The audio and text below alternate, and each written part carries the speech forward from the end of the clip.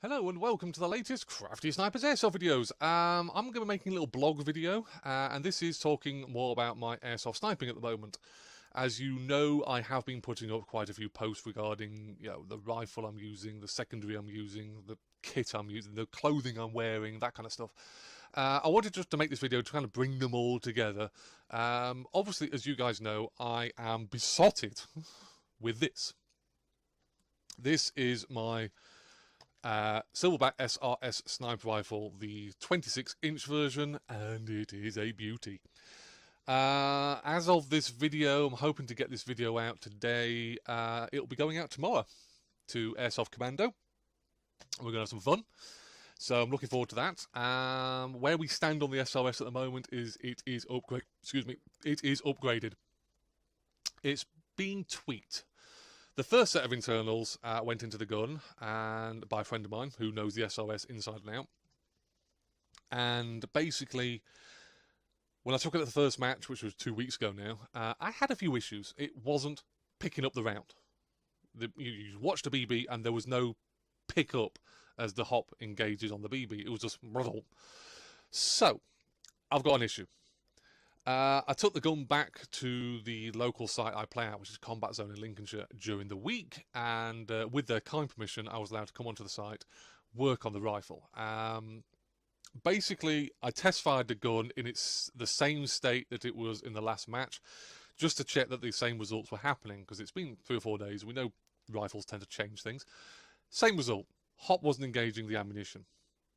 So I stripped the gun down. Now, bearing in mind I was outside and I was using a little towel to collect all the little bits that come out of these things, I was able to diagnose the issue, fix the issue, rebuild the rifle in probably less than 10 minutes. And we're talking a complete hop change.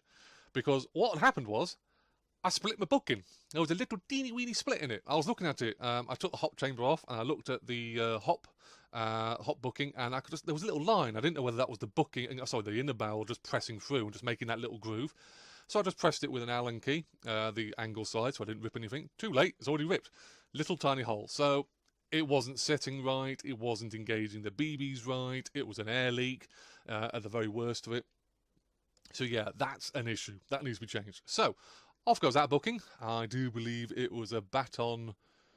Oh, I can't pronounce the name now, but it's a black Baton booking, which is a hard style booking. I'd already ordered the Faceless Snipers 100% air seal booking, which is something completely different.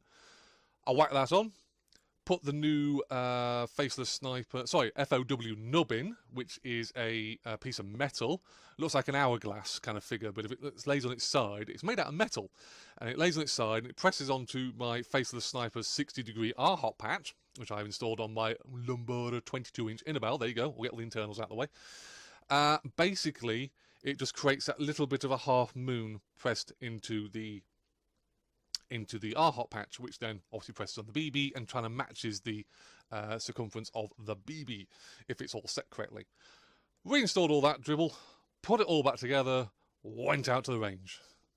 Fairly confident that nothing had changed, because let's face it, this is me runabout, and if I'm going to fix something, it usually means using a hammer. Went out to the range, figured that was pointless because the range you set up for paintball guns, that's about a 10-metre range. Not going to do this much good. So I stepped to one side, got a nice long path to shoot down, fired my first shot, nothing. BB doing the same thing, just diving. I was like, some days you just can't get a break. And then I realised, muppet, I have the fast hop installed in this gun. Now, the standard hop that this gun comes with is a little bit different. Has 2 little grub screws which sit either side of the upper receiver here, and they press down into the booking. The idea behind this is that if you've got a bit of a hook on your BB, you can lift one of the sides up and press down on another side to cancel out the hook and bring the BB back in line again. I understand the principle. I just don't agree with it. I detested that hop system. It was horrible. Too many things to change. I never could find the sweet spot. So that went out. I got the fast hop in, which is so much easier. The fast hop is basically a carbon copy of the standard SRS chamber, but instead of using Allen screws to dial things in, it has one rotary wheel. And basically, you pull the bolt back, and the hop chamber sits in here, and you can just get your finger to it, and you can have little markings on it, little numbers on it, so you know once the gun is shooting straight that, you know, with whatever ammunition weight it is, it's whatever number it is. What I'd done was I'd left the hop turned off, so there was no hop. It wasn't pressing down. Okay, so add a little bit of hop, take the next shot. Okay, got about 5-10 meters further. Add a little more hop. Okay, now it's starting to climb up a little bit. It's not picking it up how I wanted, but it's going in it. So the system works. It's just done dialing in the hop booking, dialing in the hop chamber even. And I have a target I shoot at with my AEGs. It's about 30 meters away. For AEG even, it's a good target to shoot at. It's narrower than the human body, and if you can hit it with an AEG, you're doing pretty well. This thing should be able to smack this tree really, really hard. Because remember, this was shooting 300 FPS, give or take 2 or 3. With 0.48s, the limit being 322 feet per second with 4.8s. So this is the heaviest of the ammunition I've been ever firing on my sniper rifles. So this will be at 30-35 meters.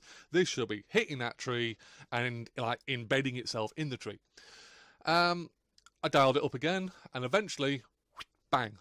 Took a few more shots just to make sure. Bang, bang! It's smacking this tree. Right, brilliant. We're onto something. I then went out to find a target, what I call a reactive target. Something that if I hit with a 0.48, let's say, it's going to make a racket. So that I know, even if I'm stood, 50, 60 meters away from it, ideally, I'm going to know I've hit the target. I found a section of oil drums. They're sat like in a triangle pyramid position. So I was taking shots at this. I can't miss. Should rephrase that, I can miss anything. I could even miss the ground, for crying out loud. But, in this case, I couldn't miss those targets. And I'm hitting this target, and I hit it 3 or 4 times, confirm that I can do it repeatedly, walk back 5 paces, take the shots again. I ended up at about 70 meters, and I was hitting these targets. So I was like, okay, that's an improvement. Not yet suited, but that's an improvement. I then decided to make things a little more interesting, and I got myself a small oil drum. It's plastic, it's about 1/2 meter tall, it's less the size of my torso. It's a very, very hard target to hit. And again, I got out to 75 meters. Now, by this point, I've fired a few hundred rounds, and the hop booking is starting to bed itself in. The R-hop patch is starting to bed itself in, and I start to get just a requirement of just a little teeny weeny dial, just a little tiny movement here and there, just to get that sweet spot for the 4.8s this thing is lobbing. And basically, I started smacking this oil drum, and my god, if this was a person, you would have felt it. If it hit your webbing, it would make a very loud audible noise, and you know you've been hit. If it hits you on the shirt, you know you've been hit. So, end result of it is the rifle now has its internal setup all sorted. And hopefully, I shall be going out tomorrow to the last Airsoft Commando match run by a very good friend of mine, Zippy. And we're going to take this rifle out and we're going to have a blast. Internally speaking, I'm fairly certain this is the setup I want to run in it. There's a couple of things I need to do. One, I am thinking about getting what is known as the heavy piston. The piston in this thing is quite light. It's physical weight. The heavy piston is, well, by its name, heavier. And basically, this will bring joules up a little bit, but gives you a more stable shot when you're firing freaking heavy rounds. So, yeah, I'm thinking of getting one of those. I have to buy another standard piston because I have to take stuff off that one to put on the heavy piston and then install that into the gun. Once that's all done, it's a straight swap on the internal parts. It'll take less than 30 seconds to change it out. I'm also thinking of getting something called power-up rings. Now, originally on the first setup, this was shooting an M160 spring.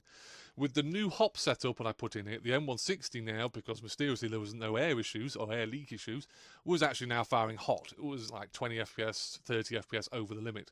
So I dropped it down to an M150 APS style spring, and it's now shooting on average about 20 FPS under the limit. Power-up rings are rings that sit between your spring guide and your spring, and they slightly compress the spring a little bit, giving you more FPS. And basically, they will add 2 to 5 FPS depending on your setup. Now, if I get 2 of them, and they do 5 FPS increase, so that's 10 FPS, I am now 10 FPS underneath the limit. That's where I want to be. It gives myself wiggle room when it comes to chronoing this thing. It should not be hot under any circumstances. So, yes, this is my SRS. I thought I'd just give you a heads up, a blog video style informational video regarding this. News on the camera setup. Yeah, that's happening. I'm getting a sniper. Oh, I've got a sniper cam, a scope cam. It's going to sit on the front here.